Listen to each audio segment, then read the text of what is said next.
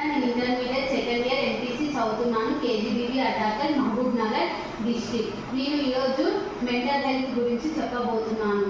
మానసిక ఆరోగ్యం అనేది శారీరక ఆరోగ్యానికి ఎటువంటి సంబంధం అనేది ఉండదు. మానసిక ఆరోగ్యం కేవలం తమలో ఉన్న ఒత్తిడి కారణంగా ఏర్పడుతుంది.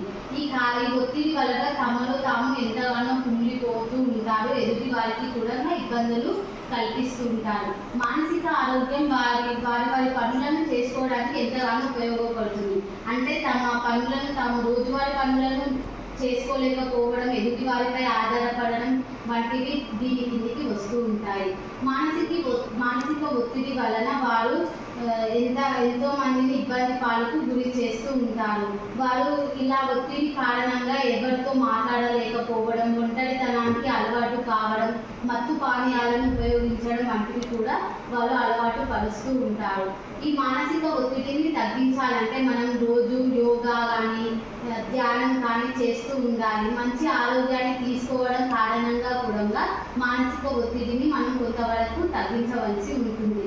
మరి కొంతవరకు తగ్గించాలంటే మన చుట్టూ ఉన్న ఏదైనా ఒక మంచి డాక్టర్ని సంప్రదించవలసి ఉంటుంది. ఆ డాక్టర్ని సంప్రదించిన తర్వాత ఆ మందులను వాడితే కేవలం ఆ టైం నిద్రను ప్రోత్సహించడం మాత్రమే అవుతుంది. కానీ ఆ మందులను వాడడం వలన వారు ఆ మందులకు ఎడిక్ట్ కావడం వల్ల జరుగుతుంది. దీని కారణంగా వాళ్ళ స్థితి మరింత పెరుగుతుంది, కానీ ఏమాత్రం మెరుగుపడదు.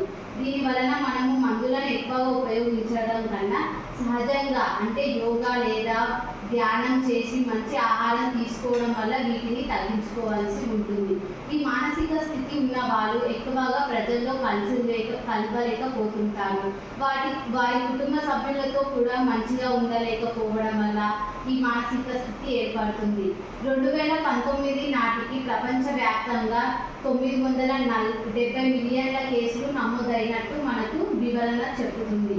2020 నాటికి ఈ మానసిక ఒత్తిడి అనేది ప్రపంచవ్యాప్తంగా 2వ స్థానంలో ఉంది.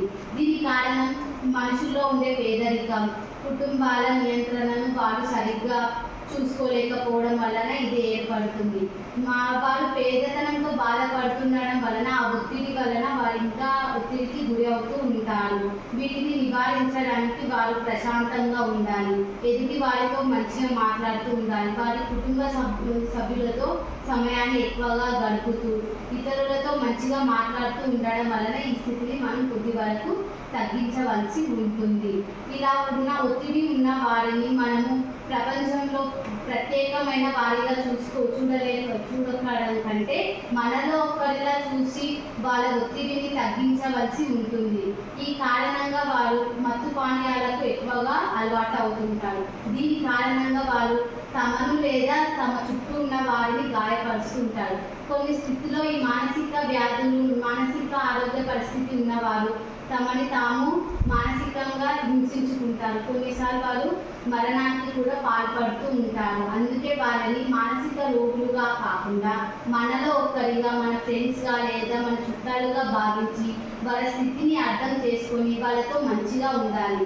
వాళ్ళ స్థితిని మర్చిపోయేలా వాళ్ళతో ఫ్రీగా మాట్లాడి వాళ్ళని మంచిగా చూసుకుంటే వాళ్ళ మానసిక ఆరోగ్యం చాలా వరకు మెరుగుపడుతూ ఉంటుంది. ఇలా వాళ్ళకు మంచి అలవాట్లను అలవర్చుకుంటారు. ఈ మానసిక స్థితి వలన వాళ్ళు తమ సొంత పనులను కూడా చేసుకోలేకపోతుంటారు. ఎదుటి వారిపై ఆధారపడుతుంటారు.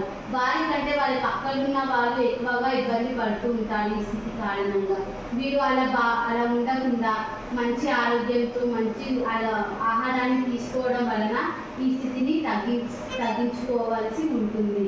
ఇలా ప్రవర్తించే వారిని మనం మంచిగా చూసుకుంటూ ఆరోగ్యకరమైన ఆహారాన్ని అందించి చేయవలసి ఉంటుంది.